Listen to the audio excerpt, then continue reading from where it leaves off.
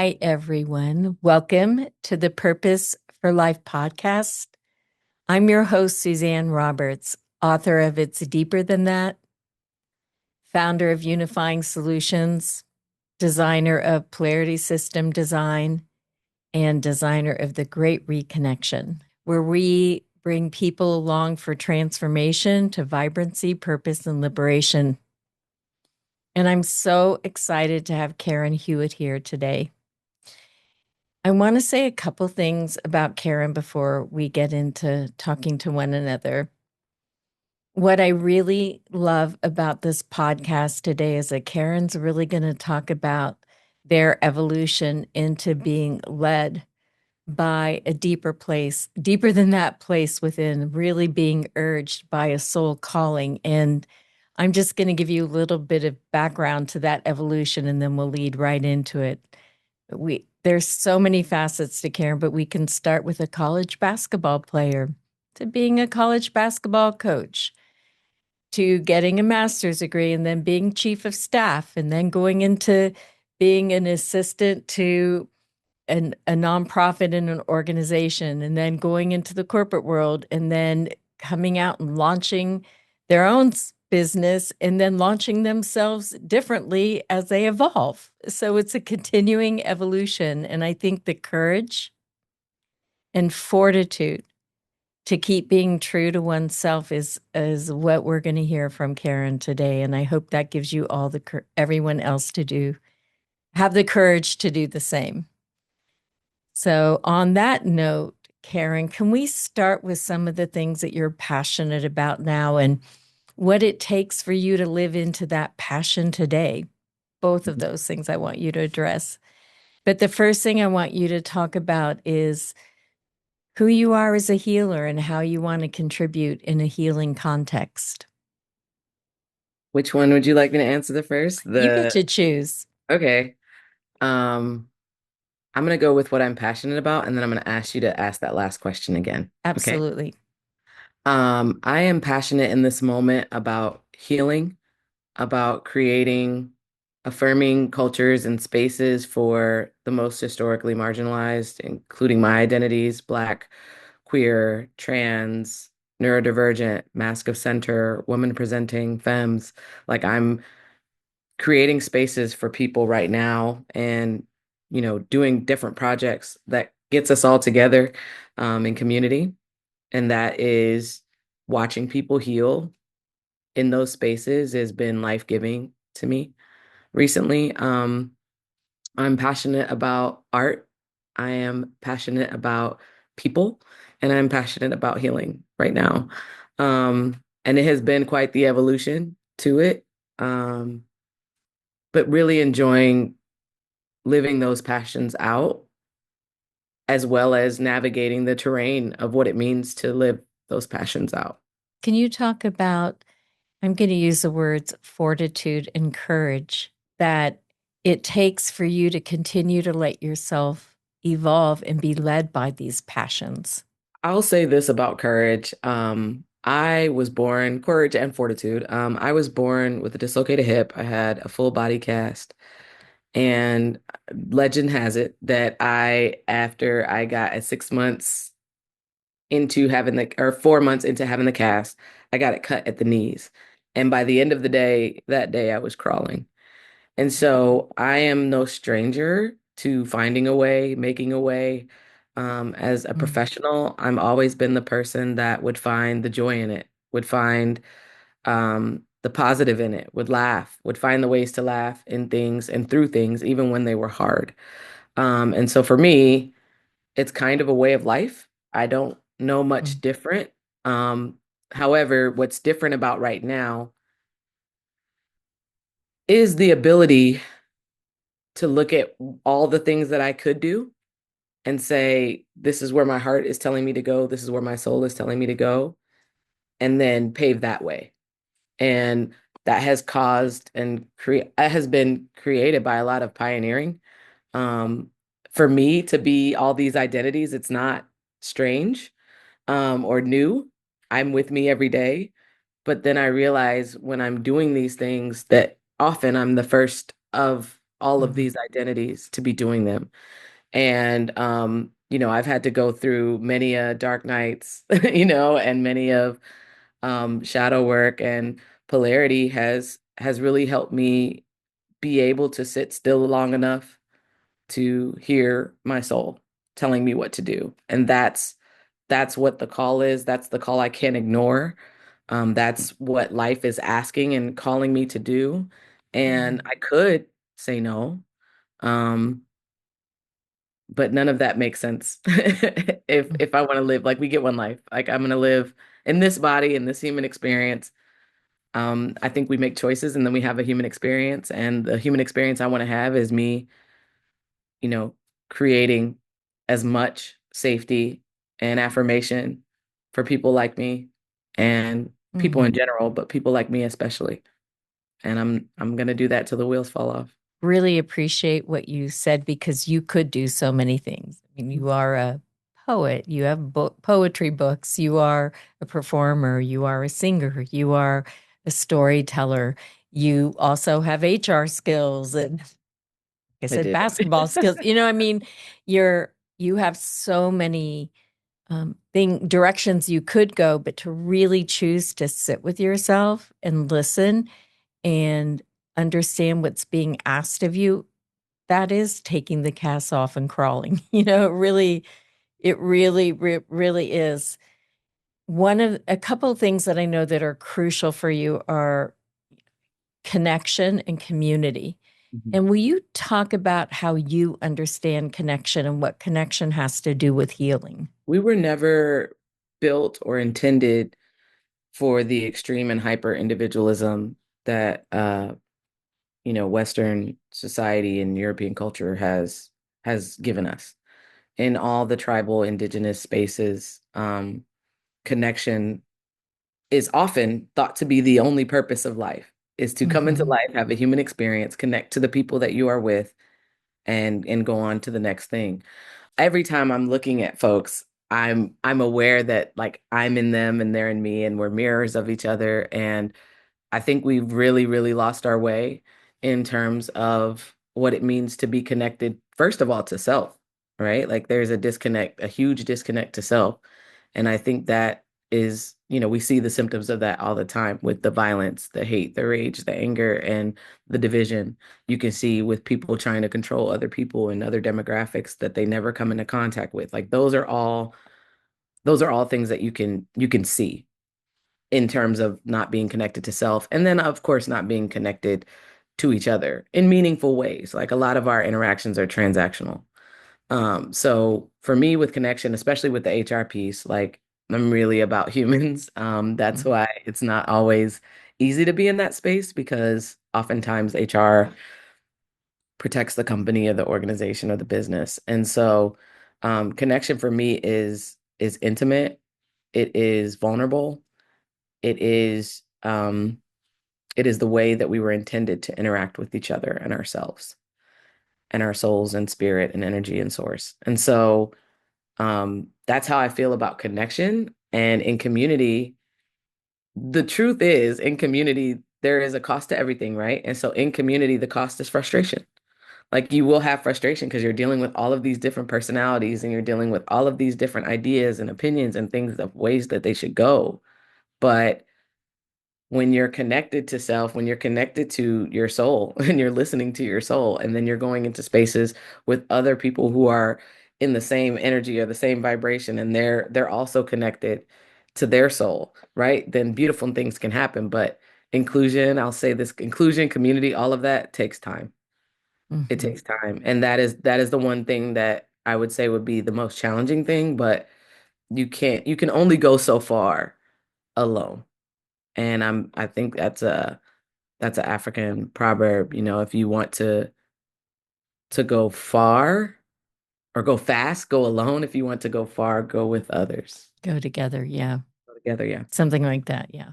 Mhm. So you're talking about living in this world of and in a certain way, Yeah. because in the ideal community, everyone would be connected to themselves and care about connection to in a more, uh, I'm not going to say like vulnerable and caring way, like love. Mhm. Love would be included. Mhm. And that's not where most people are out at. So Mhm. the having the ideal of building community like that and understanding that there's going to be frustration, how do you hold the capacity to hold both of those things to allow healing and evolution happen? The first thing I would say is like my mom and my grandma always used to say, live a little bit, just live a little bit longer, live a little while longer. And the more that I do that, the more that I live a little while longer, I'm able to have compassion and empathy because I'm just as messy and just as human. And the purpose on my life really is to heal all the things within me. I'm so impacted. Like I'm heartbroken every day right now. Mhm. And so I'm so impacted, and that love for people and everything comes into play here.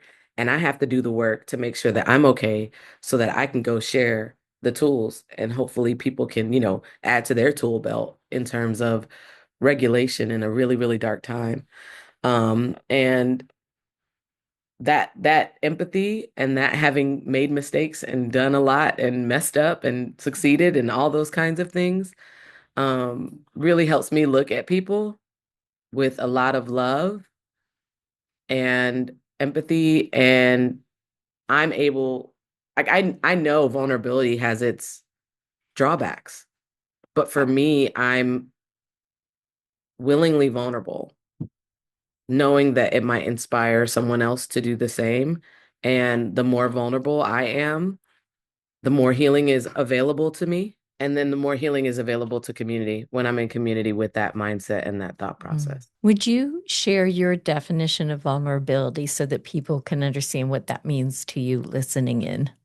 I love that question because, vulnerability, people will often like people think I'm vulnerable sometimes when I'm not. I'm just, sharing and I think it's comes with a cost. Like you have to risk something, um, criticism, uh, a hater. I don't know. You have to risk that being witnessed in that way and possibly having negative critique or feedback. And um vulnerability to me has to cost you something. Like it has to be something that you wouldn't normally Mm. share. And like vulnerability right now, I'm doing a campaign. I know we're going to talk about it.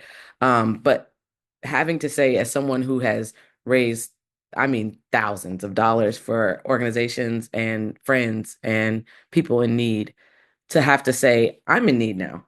I'm in need Mm. and I want you all to support me. That is probably the most vulnerable thing I can say right now because I'm so used to being a certain stature, a certain capability to be able to support others and dole out, resources and support for others. And so I think the vulnerability has to come with something, some sort of sacrifice, and not just something that, and you're the only one that's going to know that, right? Because people Mm. may deem what I'm saying vulnerable already, but there's another layer to that, and there's another layer to that. And so you have to see where your comfort is. And when you get uncomfortable, that's probably when you're getting vulnerable. And sometimes when that discomfort arises, how do you use discernment to decide what's a risk that's a worthy risk and what's a risk that maybe isn't wise in that moment? As you were talking, my answer kind of evolved. So I believe we are here to have a human experience. I believe that our choices help determine what that experience looks like. So when I make a choice, first of all, I'm going to sit in stillness.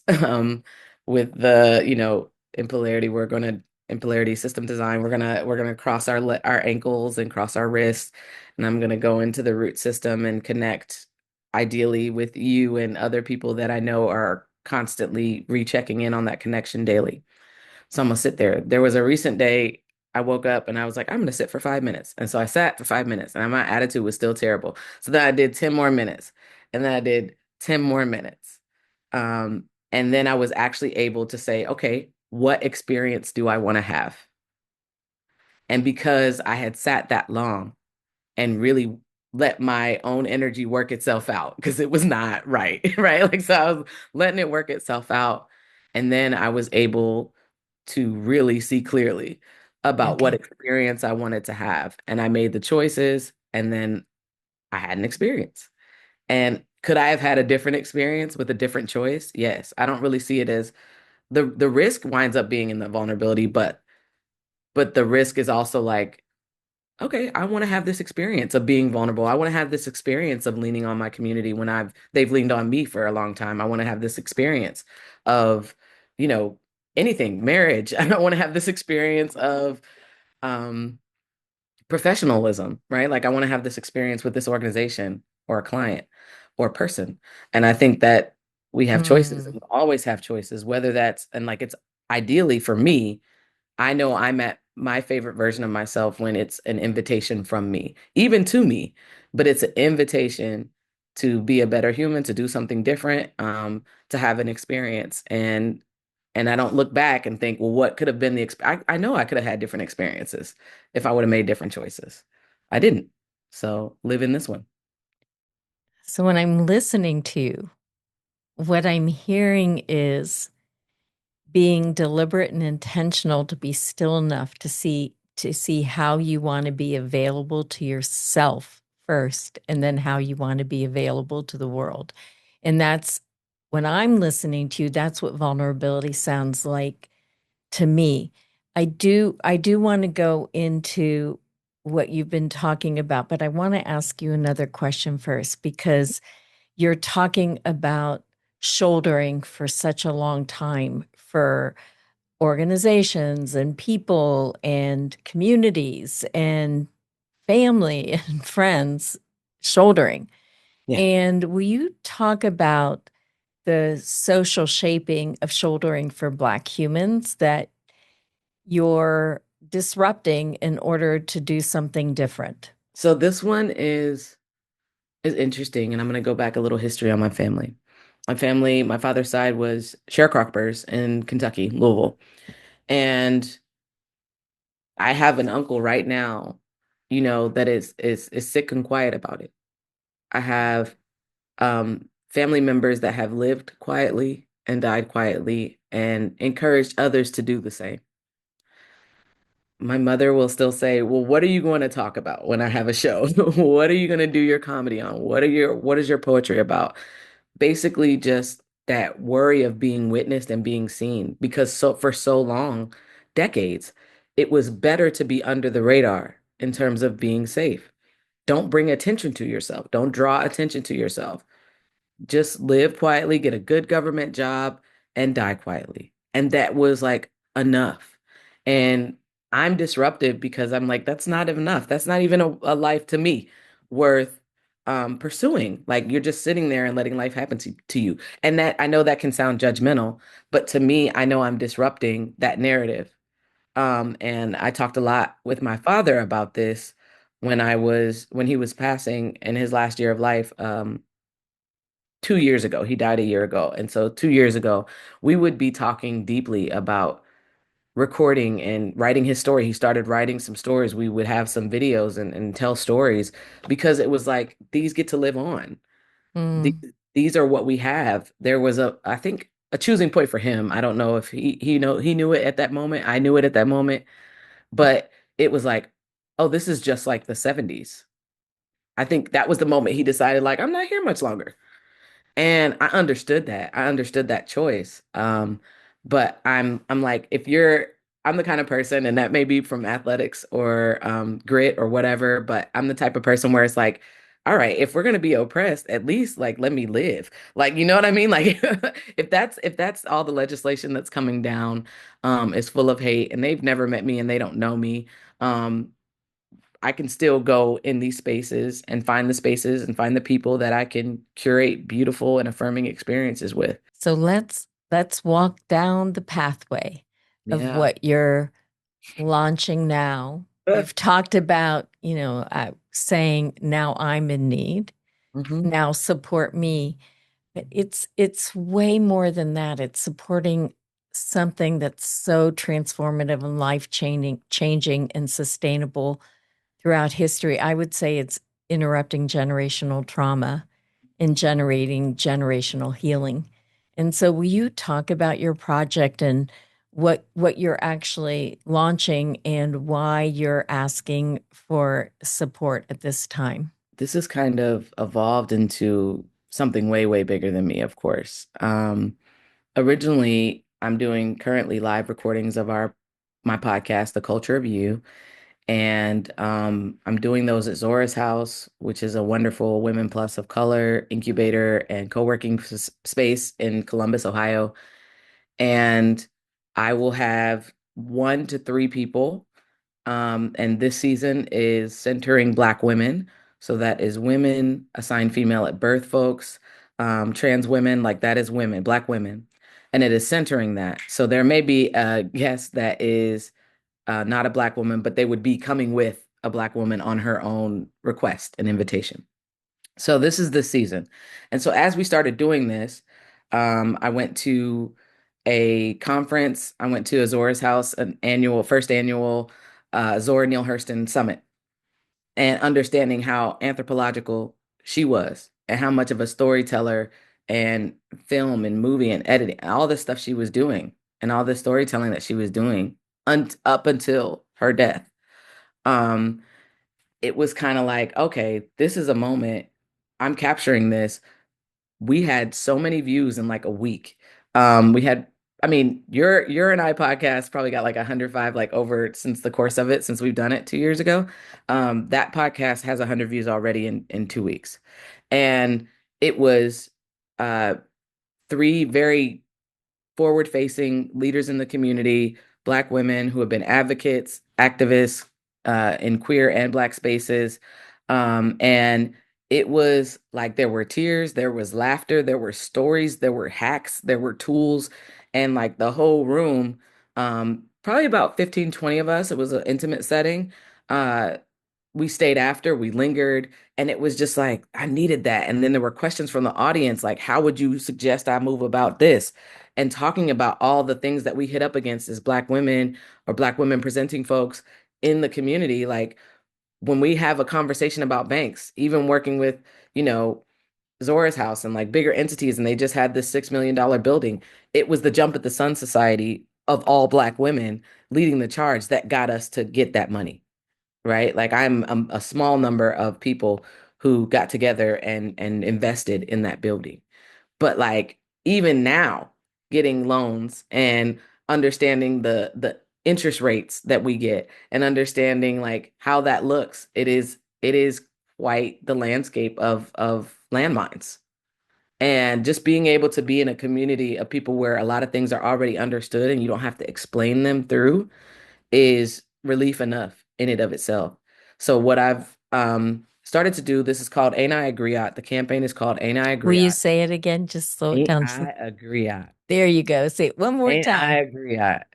I'll say it with the French, Ain't I a Griot? Because I know there will be people that will look it up. It is pronounced griot in French.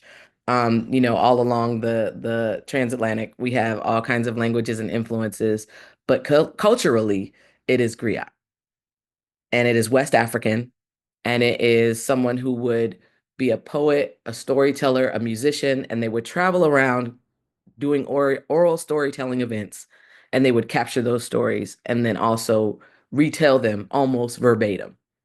I'm not going to do that, but I am going to film them and archive them so that you can see them verbatim. But it will be a collection of, we're going to do this for, 2 years and do monthly events. And so this will be 24 to 40 events where it is community highlights of people who are Black, queer, and or trans. And so we will be centering those identities individually and collectively, doing community highlights, having podcast episodes, having live storytelling events, streaming things as well. And as we all know, those things cost. And so I pay um, Black, queer, and or trans folks to do this work. I pay them to produce. I pay them to edit and engineer. I pay them to do my social media. I pay them to run my projects. My team is folks who could benefit from this. So it's not just about me. It never was. But now it's more about, I also pay my podcast participants. I pay my guests. because they're coming with a story that is probably priceless, but at least I can give you something for your time and your lived experience. And so it is turning out. I already have in 2 weeks of crowdfunding, I already have 3 people that want to collaborate and curate their story. And the most beautiful thing about it is when I'm sharing and I'm like, hey, if you can donate, because a lot of these folks are in the margins with me, right? So they may not be able to donate, but they're sharing with their networks. They're supporting it. And eventually they want to work with me to figure out how to tell their story. And that like this could go on until the end of my life and it still would not capture enough stories to me. You've created a crowdfunding campaign Yes. to support this project that is so life-giving Mhm. and necessary, and the power of it and the archiving of it and the generational, Yeah. I don't even have the word, the generational, I mean, it's wealth in its own right. yeah, and generational pioneering Mm. in a certain kind of, it's another kind of pioneering, I would say, because I don't know anyone else that's doing this way.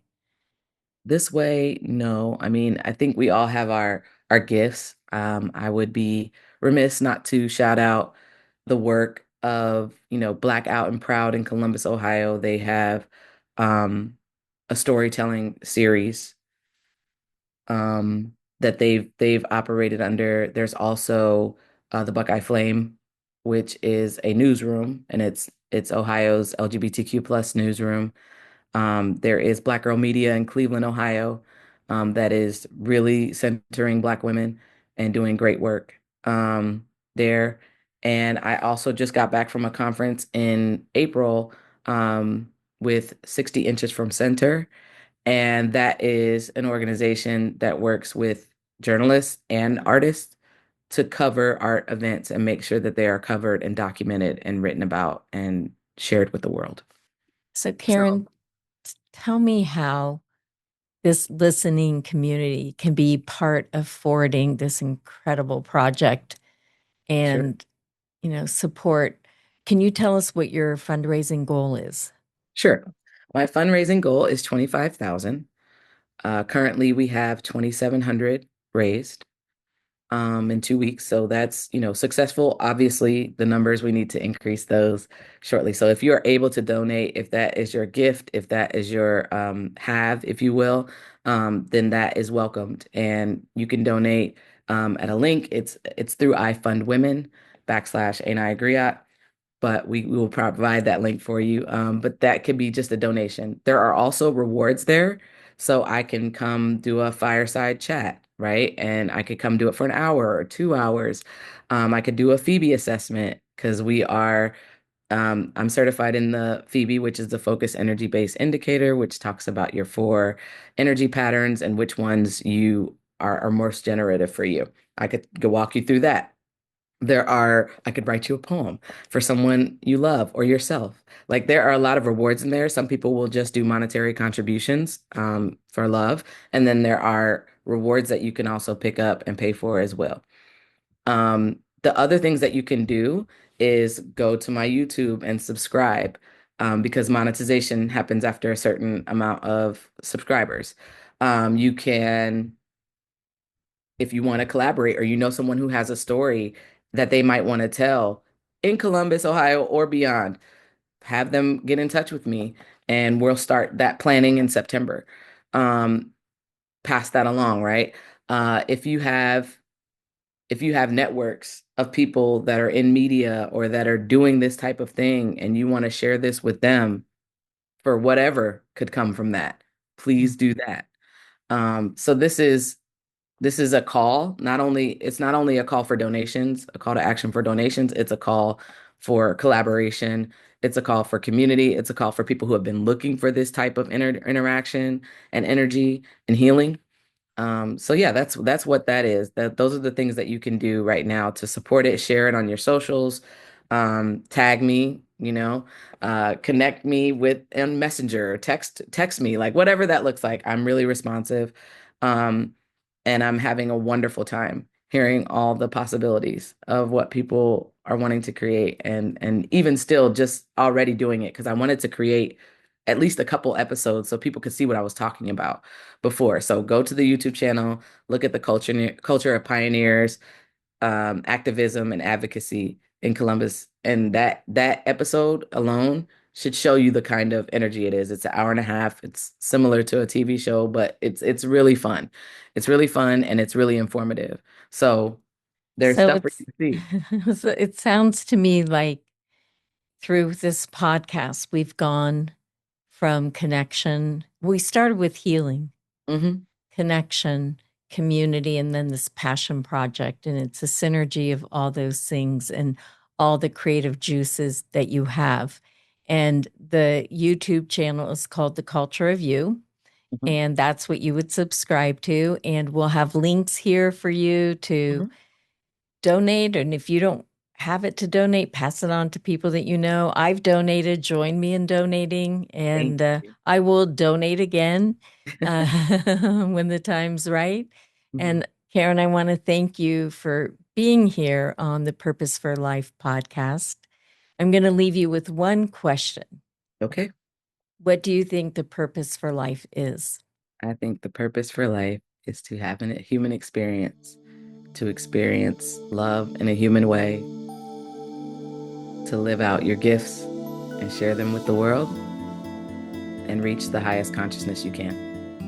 Thank you so much for being here. And once again, thank you for listening to the Purpose for Life podcast. And we're signing off now. Thank you.